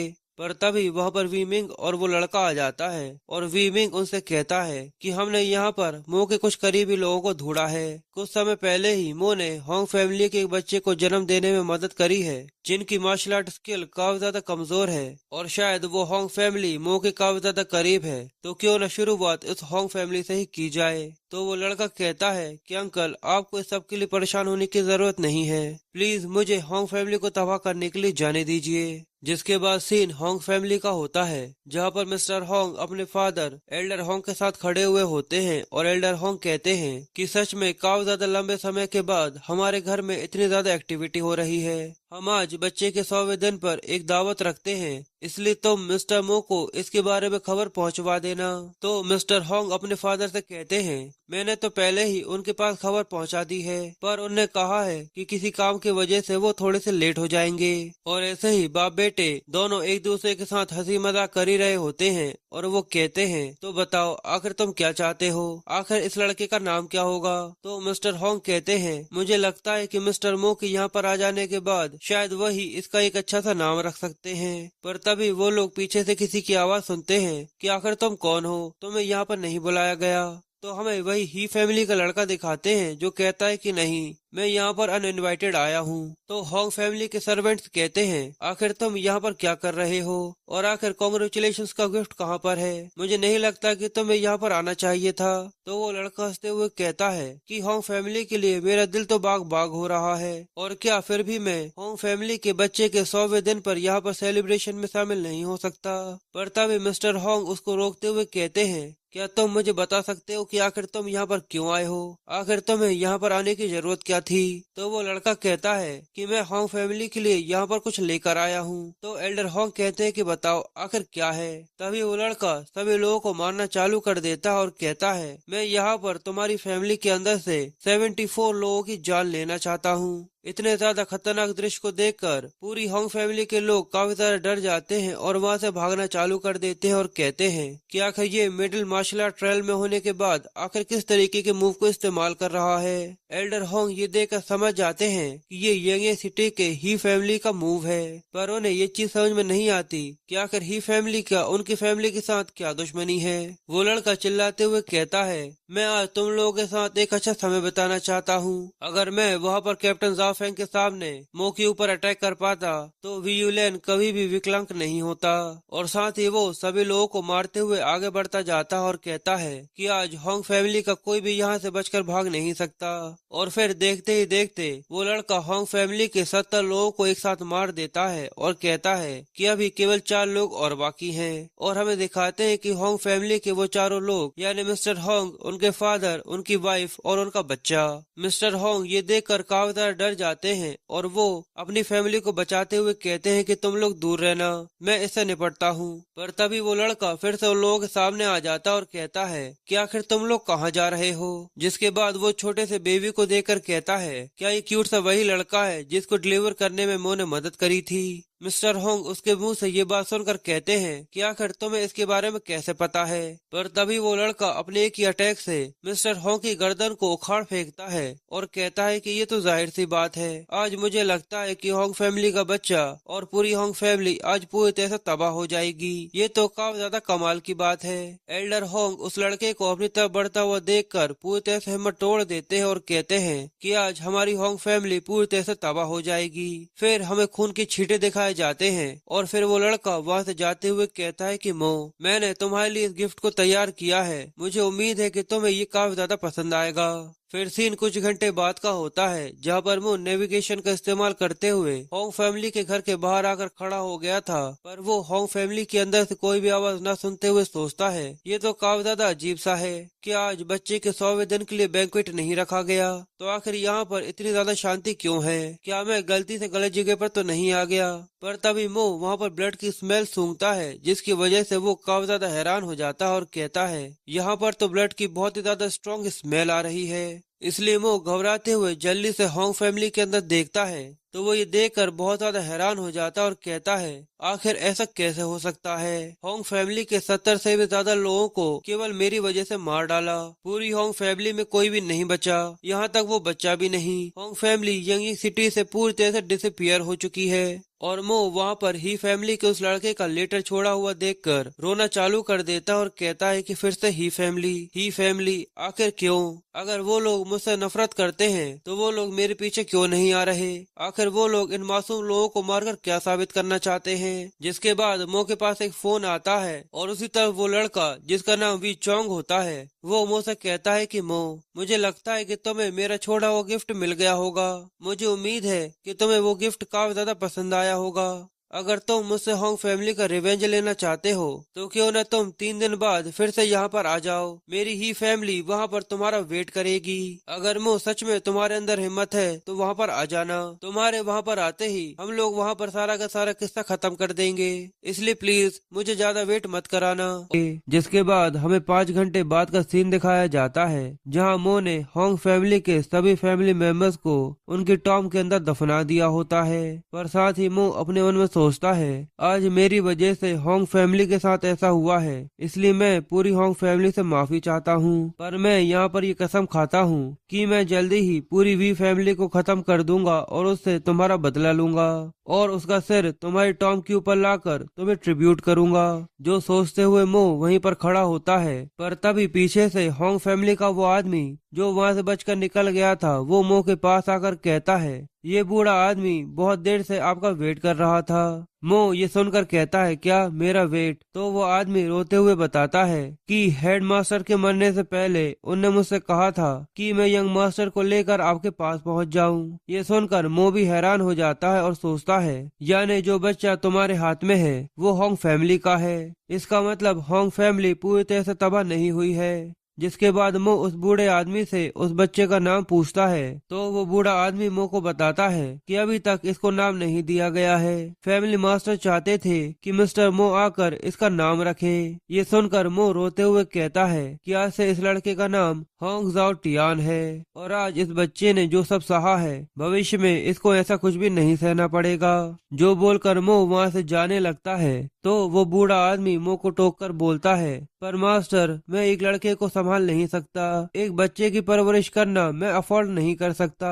तो मो उससे कहता है कि आपको परेशान होने की जरूरत नहीं है, मैं वापस आने के बाद इसे अपने छोटे भाई की तरह रखूंगा। जब तक मैं जिंदा हूँ तुम हर चीज को अफोर्ड कर सकते हो। जो सुनकर वो आदमी कहता है मिस्टर मो आपके इस नाम के लिए शुक्रिया और अगर आप मेरा सपोर्ट करेंगे तो मैं यंग मास्टर को अच्छे से राइज कर सकता हूँ। जिसके बाद हमें मो के डॉमेट्री का 3 दिन बाद का सीन दिखाया जाता है, जहाँ पर जाओ मिन मो को कॉल कर उसे बताता है कि मैंने यूनियन की रक्षा करने के लिए कुछ लोगों को भेज दिया है। तो मो उसे कहता है कि ठीक है मुझे तुम्हारे ऊपर भरोसा है, अब मैं यहाँ से जा रहा हूँ। मो अपनी आज की लड़ाई को लेकर पूरी तरह से तैयार था। जिसके बाद मो होंग फैमिली की कब्र पर जाता है, जहाँ पर मो उन सबको पानी देते हुए कहता है कि आज मैं मो तुम्हारा यहाँ पर बदला लूंगा। जिसके बाद वहाँ पर बी फैमिली के भी कई सारे लोग पहुँच जाते हैं और यहाँ पर वीयू लेन के साथ 4 प्लेयर्स के साथ और 2 लोग भी होते हैं। और वीयू लेन मो को देखकर कहता है काफी लंबा समय हो गया हम दोनों ने एक दूसरे को नहीं देखा। मेरे भाई वी चोंग ने मुझसे कहा था कि इस बार मैं यहाँ पर आकर तुम्हारी बर्बादी को अपनी आंखों से देखूं, इसलिए मैं यहाँ पर तुम्हें बर्बाद होता हुआ देखने के लिए आया हूँ। और मो वियूलेन के साथ आए हुए 2 लोगों को देखकर अपने मन में सोचता है यहाँ पर वियूलेन हाई फैमिली के मार्शल आर्ट लोगों के साथ जुड़ा हुआ है, पर मुझे तो बस उसी को मारना है। और यहाँ पर हमें उन 2 नए लोगों को भी दिखाते हैं जिनका नाम क्यूआन वैन होता है और दूसरे का नाम जाओ जेन होता है। और वी लाई उन लोगों को बताता है कि सभी मेरी बात कान खोलकर सुनो। आज यहाँ पर हमें मुंह का सिर लेकर जाना होगा, पर साथ ही उससे पहले हमारी बी फैमिली के लिए उससे हमें 7 डिवाइन मार्शल आर्ट स्किल को लेना होगा। वहाँ पर आए हुए लोग ये देखकर बहुत ज्यादा हैरान होते और कहते हैं कि लगता है कि बी फैमिली ने इस लड़के को मारने के लिए बहुत ज्यादा पैसा खर्च किया है। सच में ये लड़का तो कुछ और है, जिसकी वजह से पूरी बी फैमिली को इन लोगों को यहाँ पर बुलाना पड़ा। और क्यूआन वैन कहता है कि मेरे बिना मत लड़ना, पर जाओ जैन कहता है कि तुम तो इसको मेरे ऊपर छोड़ दो, मैं अकेला ही इसे हरा दूंगा। जिसके बाद यूवी लेन बोलता है आज मैं तुम्हें तबाह होता हुआ देखूंगा, जिसके बाद मैं तुमसे तुम्हारा 7 डिवाइन मार्शल आर्ट स्किल यहाँ से लेकर जाऊंगा। मो उसकी बात सुनकर अपने मन में सोचता है इस 7 डिवाइन मार्शल आर्ट स्किल की वजह से काफी इनोसेंट लोग सच में इस चीज में काफी इन्वॉल्व हो चुके हैं। जिसके बाद वीयू लेन अपना गुस्सा निकालते हुए मो को गुस्सा दिलाता है और कहता है कि मो आज होंग फैमिली के साथ तुम्हारी कब्र भी होंग फैमिली की साइड में लगने वाली है। उस दिन मेरे भाई ने 74 लोगों को मारा था, जिनका खून आज नदी के अंदर बह रहा है। ये होंग फैमिली के लोग सड़क पर घूमने वालों कुत्तों से ज्यादा कुछ भी नहीं है, जिनको मार कर फेंक देना कोई बड़ी बात नहीं है। और मो अगर तुम्हें मेरी बातें सुनकर गुस्सा आ रहा है और अगर तुम में हिम्मत है तो आओ और मुझे मार दो। ये सुनकर मो काफी ज्यादा गुस्से में आ जाता है और अपनी तलवार को निकालते हुए कहता है अगर तुमने अपनी बकवास बंद नहीं करी तो मैं तुम्हें अभी मार डालूंगा। सभी लोग ड्रैगन आइस सोर्ड को देखकर हैरान हो जाते हैं और वो दोनों ही ये देखकर कहते हैं कि ये तो एक टॉप ग्रेड का वेपन है। फिर मो गुस्से में आगे बढ़ता है और वीयूलेन से कहता है आज होंग फैमिली के साथ में एक और कब्र जुड़ने वाली है, पर वो मेरी नहीं तुम्हारी होगी। वीयूलेन आज तुम यहाँ पर मरोगे। जो बोलते हुए मो बहुत ज्यादा गुस्से में आगे की तरफ बढ़ता है, जो देखकर वीयूलेन क्यूआन वैंग और जाओ जेन से बोलता है कि जल्दी से आकर इसे मार डालो। तो वो दोनों ही पीछे से मो के ऊपर अटैक करने के लिए आने लगते हैं और क्यूआन वैन कहता है तुम तो हमारे सामने कुछ भी नहीं हो, आखिर तुम कहाँ जा रहे हो। और मो उन दोनों को देखकर कहता है मैं यहाँ पर केवल वीयूलेन को ही मारना चाहता था। और तभी पीछे से वो दोनों ही मो के ऊपर अटैक कर देते हैं, जिसकी वजह से मो घायल हो जाता है। जिसके बाद क्यूआन वैन और जाओ जेन दोनों ही आगे आकर खड़े हो जाते हैं और कहते हैं कि मेरी बात कान खोलकर सुनो, क्या तुम्हें ऐसा लगता है कि तुम उसे छू सकते हो। पर वो उन लोगों को देखकर कहता है मुझे यहाँ पर ब्रेक थ्रू करने के लिए मार्शल आर्ट के टॉप पर पहुँचना होगा, पर मैं ऐसे ही कर इनको नहीं हरा सकता। इन लोगों ने केवल अपनी स्पिरिचुअल एनर्जी का इस्तेमाल कर मुझे आराम से ही घायल कर दिया। अब केवल मैं उसी मूव को इस्तेमाल कर सकता हूँ। जिसके बाद मो अपने बर्निंग स्पिरिचुअल पावर का इस्तेमाल करता है और कहता है कि आज वी फैमिली यहाँ पर जरूर मारी जाएगी। जो बोलकर मो अपना अटैक आगे की तरफ बढ़ाता है, जो देखकर वो दोनों ही हैरान होते हुए कहते हैं इतना ज्यादा घायल होने के बाद भी आखिर मो इतनी ज्यादा पावर से अटैक कैसे कर सकता है। अगर आज हमने इस लड़के को यहाँ पर नहीं मारा तो ये फ्यूचर में हमारे लिए एक बहुत बड़ी परेशानी बन सकता है। और मो अपने पावर्स को रिलीज करते हुए वीयूलेन की तरफ बढ़ रहा होता है, जो देखकर वो तीनों ही हैरान हो जाते हैं। और क्यूआन वैन और जाओ जेन कहता है कि हम लोग लेट हो चुके हैं और हमें दिखाते हैं कि मो आगे बढ़ते हुए कहता है कि आज अपनी मौत को देखने के लिए तैयार हो जाओ। वी लाई मो पर चिल्लाते हुए कहता है क्या सच में तुम्हारे अंदर इतनी हिम्मत है कि तुम इन्हें मार सको। पर तभी हम लोग आगे की तरफ देखते हैं कि मो ने अपनी तलवार वीयूलेन के गले पर रखी हुई थी और वीयूलेन मो से कहता है कि आगे अब तुम क्या करना चाहते हो। मो काफी ज्यादा गुस्से में होता है और वो वीयूलेन से बोलता है मुझे लगता है कि मुझे लॉन्ग टाइम बेस पर ही तुम्हें मार डालना चाहिए था। वीयूलेन अपने सामने अपनी मौत को देखकर मुंह से कहता है मैं तुमसे कुछ कहना चाहता हूँ, तुम मुझे यहाँ पर नहीं मार सकते, तुम्हारी जान बख्शने के लिए भीख मांग सकता हूँ और इसके अलावा बी फैमिली भी तुम्हें जिंदा छोड़ देगी। तो मो उसकी बात सुनकर हंसते हुए कहता है क्या तुम्हारी फैमिली सच में मुझे यहाँ से जाने देगी, और क्या जो लोग भी मुझसे जुड़े हैं उसको तुम्हारी बी फैमिली छोड़ देगी, उसके साथ वो कुछ नहीं करेगी। तो वीयूलेन रोते हुए कहता है कि हाँ मैं इस चीज की गारंटी देता हूँ, मैं जाते ही मेरे भाई से तुम्हारे लिए भीख मांगूंगा और अपने अंकल से भी बात करूंगा कि वो अब तुम्हें परेशान ना करे। पर मो गुस्से में वियुलेन से कहता है, अब तुम्हारी फैमिली को इस बारे में सोचना चाहिए कि आखिर अब मैं तुम्हारी फैमिली को आखिर यहाँ से कैसे जाने दूं। वियुलेन मो को गुस्से में देखकर बहुत ज्यादा हैरान परेशान रोते हुए अपने मन में सोचता है कि आखिर अब मैं यहाँ पर क्या करूँ। और पीछे से वीलाई चिल्लाते हुए वियुलेन से कहता है कि आपको चिंता करने की जरूरत नहीं है, इसके अंदर आपको मारने की हिम्मत नहीं है। पर तभी हमें दिखाते हैं कि मो अपनी तलवार घुमाकर वियुलेन के गले को उड़ा देता है और वियुलेन को वहीं पर जान से मार डालता है। वियुलेन की आंखें मरने से पहले खुली हुई थी, इसलिए उसने हर चीज को यहाँ पर देखा था और अब उसका चेहरा देखने में या तो रोता हुआ या तो हंसता हुआ, दोनों में से क्या है समझ में नहीं आता। क्यूआन वैन ये देखकर बोलता है, इस लड़के ने तो सच में वियुलेन को जान से मार डाला। इस लड़के को तो वी फैमिली के साथ जंग शुरू होने की जरा सी भी चिंता नहीं है और अब से टॉप मार्शल आर्ट के लोग इसके ऊपर नजर रखेंगे। यानी आज वी फैमिली की बहुत ही ज्यादा बेइज्जती हुई है। वी फैमिली के सभी लोग काफी ज्यादा गुस्से में मो के ऊपर अटैक करने के लिए आगे बढ़ते हैं और कहते हैं, मो आखिर तुम इतने ज्यादा हार्टलेस कैसे हो सकते हो? वी फैमिली के सभी लोग आगे आओ और मो को मार डालो। मो उन सभी को अपनी तरफ बढ़ता हुआ देखकर अपने मन में सोचता है, अब मेरी स्पिरिचुअल पावर आधी से भी कम बची है। अगर मैं यहाँ पर इनसे लड़ने की कोशिश भी करता हूँ तो इनसे मेरे जीतने का रेट बहुत ज्यादा कम है। इसलिए मो अपनी आंखें बंद कर कर अपनी हार मान लेता है और सोचता है, अब मैं उन 5 एल्डर्स से कभी भी नहीं मिल पाऊंगा और यहाँ पर मुझे आंटी जियांग और अपने हुहा के दोस्तों से गुड बाय कहने तक का मौका नहीं मिला, पर मैं यहाँ से नहीं भागने वाला। जिसके बाद क्यूआंग वैन कहता है, अब इस सब के बाद मैं इस लड़के पर कोई भी स्ट्राइक करने के लिए आगे नहीं जाऊंगा। अब ये प्रॉब्लम बी फैमिली और उस लड़के की है और हमें सामने की तरफ दिखाते हैं कि बी फैमिली के बीम्स मो पर अपनी पावर से अटैक करने के लिए आगे बढ़ रहे थे और वो कहते हैं, आज मैं तुम्हें जलाकर खाक कर डालूंगा। पर तभी उनके ऊपर एक अटैक होता है और उनसे कहा जाता है कि रुक जाओ और जैसे ही वो अटैक उनकी ऑरा से टकराता है तो फीलाई ये कहता है कि मेरा ऑरा फ्लावर पैलेट्स में बदल चुका है। आखिर ये फ्रेगमेंट किस चीज की है? वहाँ पर रॉन्ग रेनर आ जाती है जो उनसे कहती है, तुम्हारी ही फैमिली तो काफी ज्यादा बोल्ड हो चुकी है जो तुम मेरे फेंगयुई हाउस के लोगों के ऊपर अटैक करने की हिम्मत कर रहे हो।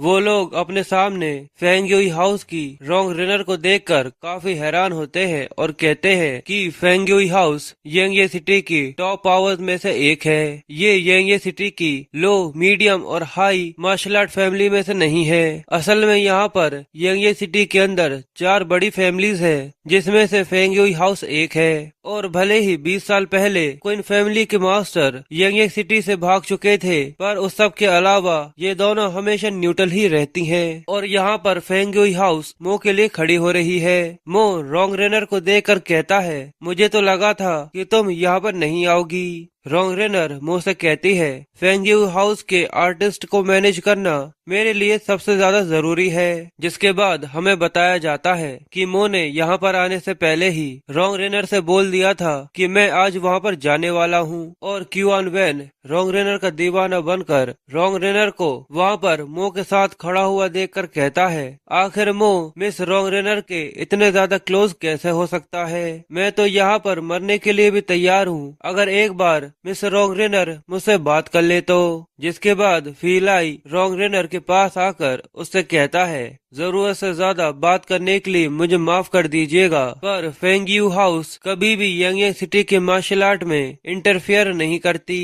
रॉन्ग रेनर उसे जवाब देते हुए कहती है, मैं किसी भी चीज में इंटरफेयर नहीं कर रही, फेंगयू हाउस के लीड पोएट को यहाँ पर लेने के लिए आई हूँ। पिछली रात मिस्टर मो ने मुझे बताया था कि उनकी नई पोयम तैयार हो चुकी है जिसे मैं होंग फैमिली में आकर उनसे ले सकती हूँ, इसलिए मैं आज होंग फैमिली में केवल मिस्टर मो से वो पोएट लेने के लिए यहाँ पर आई हूँ। पर अगर आप अभी भी ऑफेंड है तो प्लीज मुझे माफ कर दीजिएगा। जिसके बाद रॉन्ग रनर मो का हाथ पकड़कर उसे वहाँ से ले जाते हुए बोलती है, मैं मिस्टर मो को हमारे नए सॉन्ग को कंपोज करने के लिए लेकर जा रही हूँ, तो ठीक है हम लोग बाद में मिलेंगे। और क्यूआन वैन ये देखकर काफी ज्यादा जेलस होते हुए कहता है, आखिर मो मिस्टर रॉन्ग रनर का हाथ ऐसे कैसे पकड़ सकता है। पर मो वहाँ पर पड़े हुए यूवी लेन के सिर को देखकर यूलाई से कहता है कि प्लीज इसका सिर वीजोंग के पास लेकर चले जाना और उसे मेरा ये मैसेज देना कि वो उसके गर्दन को साफ कर कर रखे, क्योंकि मैं जैसे ही आऊंगा तो उसकी ये जानवरों वाली जिंदगी को भी खत्म कर दूंगा। जो सुनकर वी लाई को बहुत ज्यादा गुस्सा आता है। जिसके बाद सीन बी फैमिली के घर का होता है। वी चोंग के फादर उससे पूछते हैं क्या वो लोग अभी तक नहीं आए, तो वी चोंग अपने फादर को बताता है कि उन्होंने मुझे अभी तक कोई भी रिस्पॉन्स नहीं दिया है। जो सुनकर वी चोंग के फादर वी क्विन कहते हैं, हमारी बी फैमिली को एक लड़के से निपटने के लिए इतना ज्यादा समय लग गया, तो आखिर तुम जू शेंग फैमिली के ट्रायल्स को पास कर कर फ्यूचर में जू शेंग फैमिली के अंदर एंटर कैसे कर सकते हो। जो सुनकर वी चोंग थोड़ी सी टेंशन में आ जाता है। पर तभी एक सर्वेंट वहाँ पर रिपोर्ट करते हुए उन्हें बताता है कि वी फैमिली के सभी एल्डर्स बैकयार्ड में खड़े हुए हैं। जो सुनकर वी चोंग अपने फादर से कहता है कि मैं उनसे मिलकर आता हूँ, पर साथ ही वो थोड़ा सा रिलैक्स होता है और वो सर्वेंट कहता है कि मास्टर प्लीज मेरे साथ आइए। फिर वी चोंग अपने घर से बाहर निकलकर एल्डर्स और बाकी सभी मार्शल आर्टिस्ट्स को देखता है और कहता है, आप लोगों ने आज वी फैमिली के लिए बहुत ज्यादा मेहनत करी है। पर साथ ही वो अंकल से पूछता है कि आखिर मेरा भाई वी यूलियन कहाँ पर है। वी लाई की आंखों में आंसू होते हैं और वो वी चोंग को उसका कोई भी जवाब नहीं दे पाते। तो वी चोंग थोड़ा सा कंफ्यूज होता है कि आखिर ये हाथ में क्या रखे हैं और आखिर मेरा भाई कहाँ पर है। तभी वी लाई वी चोंग को वो केस खोलकर दिखाते हैं जिसके अंदर वी यूलियन का सिर रखा हुआ था। वी चोंग अपने छोटे भाई का सिर देखकर बहुत ज्यादा हैरान हो जाता है और उसके हाथ से उसका अम्ब्रेला छूट जाता है। जिसके बाद वो सभी लोग अंदर पहुंचकर वी क्वीन को सारी रिपोर्ट देते हैं और उसे बताते हैं कि वी यूलियन मारा जा चुका है। जो सुनकर वी क्वीन भी काफी ज्यादा हैरान होता है और कहता है कि ये नामुमकिन है, आखिर मेरे लड़का कैसे मारा जा सकता है और मो कहाँ पर है। तो क्यूआन वैन उसे बताता है कि जैसे ही मो ने वी यूलियन को मार डाला था तो हम लोग जैसे ही मिलकर उसको मारने के लिए आगे बढ़े, पर तभी फेंगी हाउस की यंग लेडी रॉन्ग रनर वहाँ पर आकर हमसे कहती हैं कि हमें एक नया गाना लिखना है, जो बोलकर वो उसे वहाँ से ले गयी। जो सुनकर वी क्यून और भी ज्यादा गुस्से में आ जाता है और कहता है कि ये बकवास है, भले ही वहाँ पर फेंगी हाउस की यंग लेडी आ गई थी, फिर भी तुम लोगों को मो को मार डालना चाहिए था। पर मो ने मेरे लड़के को मार मार कर अपाहिज कर दिया था, पर फिर भी आखिर उसने मेरे लड़के को क्यों मार डाला। तो जाओ जेंग उन्हें बताता है कि वी लेन ने मो को उसको मारने के लिए उसके शब्द से प्रोवोक किया था। जो सुनकर वी क्वीन अपने आंसुओं को रोकते हुए कहता है कि वो इसी लायक था, वो बचपन से ही ऐसा था जिसकी वजह से आज वो मारा गया। जिसके बाद वो आगे कहता है कि जाकर किसी से कहो कि वो फेंगी हाउस को गाइड करे। जिसके बाद वी क्विंग आगे कहता है कि किसी से कहो कि वो जाकर फेंगी हाउस की डोर को गार्ड करे, और जैसे ही मो फेंगी हाउस से एक कदम भी बाहर निकाले तो तुरंत उसे जान से मार डालना। जिसके बाद हमें फेंगी हाउस के अंदर मो को दिखाते हैं जो हॉट बात ले रहा होता है, पर तभी जैसे ही वो अपनी आंखें खोलता है तो उसके अंदर से लेजर निकलती है और उसकी वजह से उसके सामने की दीवार पूरी तरह से शैटर हो जाती है। जो देखकर मो भी काफी हैरान होता है और कहता है कि मैंने ऐसा सोचा नहीं था कि बर्निंग स्पिरिचुअल पावर और उन दो स्वॉर्ड्समैन से लड़ने के बाद सच में मैं इस तरीके से ब्रेक थ्रू कर लूंगा। मेरे लिए तो ये एक सरप्राइज है। पर अब मैं ये सोचता हूँ कि वी फैमिली के वो 4 बीम्स के सामने आखिर मेरे जीतने के कितने चांसेस होंगे। पर तभी मो अपने बालों को नोटिस करता है जो व्हाइट होने लगे थे, जिनको देखकर मो कहता है कि ये स्किल इतनी भी ज्यादा कोई खास नहीं है। अगर मैं इसे ज्यादा बार इस्तेमाल करता हूँ तो इसकी वजह से मेरे लाइफ एसेंस कम हो जाता है। पर तभी रॉन्ग रेनर वहाँ पर आकर मो से कहती है क्या मैं अंदर आ सकती हूँ, और तभी रॉन्ग रेनर को वहाँ पर देखकर मो की नोज ब्लीड करने लगती है। जो देखकर रॉन्ग रेनर मो से कहती है कि मुझे लगता है कि ये पानी कुछ ज्यादा ही गर्म है, पर मो उससे कहता है कि नहीं, ये पानी ज्यादा गर्म नहीं है। फिर रॉन्ग रेनर मो से कहती है कि अगर आप आपके रूम के अंदर अकेले नहीं रहना चाहते तो फेंगी हाउस की लीडिंग पॉइंट होने की वजह से आप किसी भी लड़की के रूम में जाकर अपनी रात गुजार सकते हैं, जिसमें मैं भी शामिल हूँ, यानी आप रात में मेरे रूम के अंदर भी आ सकते हैं। जो सुनकर मो बहुत ही ज्यादा हैरान हो जाता है और हमें दिखाते हैं कि मो की एचपी पूरी तरह से जा चुकी है। फिर हमें थोड़ी देर बाद का सीन दिखाया जाता है जहाँ पर मो कपड़े चेंज कर रहा होता है और साथ ही वो रॉन्ग रेनर से कहता है कि आपकी मदद के लिए शुक्रिया, पर क्या आपको ऐसा लगता है कि मेरे कोई चांसेस है जिसमें मैं वी फैमिली को मार सकता हूँ। तो रॉन्ग रेनर मो से कहती है कि हाँ, एक स्लिम चांस है कि तुम उन्हें हरा सकते हो।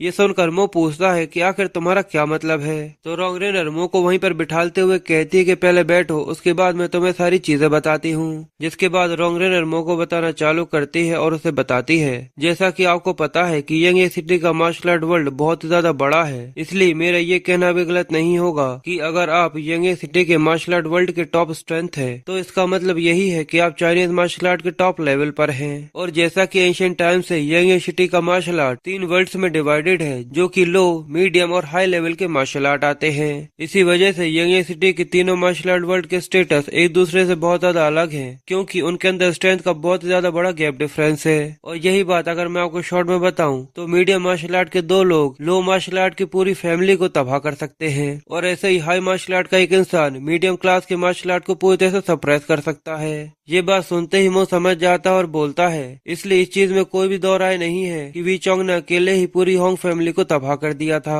जिसके बाद मो रोंगरेनर से बोलता है, इसका यही मतलब है अगर मैं एक बार हाई क्लास के मार्शल आर्ट के अंदर एंटर कर जाता हूँ, उसी के बाद मैं मिडिल लेवल के मार्शल आर्ट के एनिमी के साथ लड़ सकता हूँ। पर यहाँ की सभी फैमिली जू शेंग के ट्रायल्स में पार्टिसिपेट कर हाई क्लास के मार्शल आर्ट में पहुँचना चाहती होंगी, और मेरे पास तो ट्रायल्स में पार्टिसिपेट करने के लिए क्वालिफिकेशंस भी नहीं है। तो रोंगरेनर मो के चेहरे को पकड़ते हुए उसे समझाती है और कहती है कि ये इतना भी ज्यादा आसान नहीं है, पर अगर तुम फेंगी हाउस के ओनर की नजरों में आकर उनसे सराहे जाओगे तब तक तुम्हारे पास भी एक अपॉर्चुनिटी होगी, क्योंकि फेंगी हाउस की ओनर तुम्हें जाओशेंग टेम्पल में रिकमेंड कर सकती है, जिससे तुम भी जाओशेंग टेम्पल के ट्रायल्स में पार्टिसिपेट कर सको।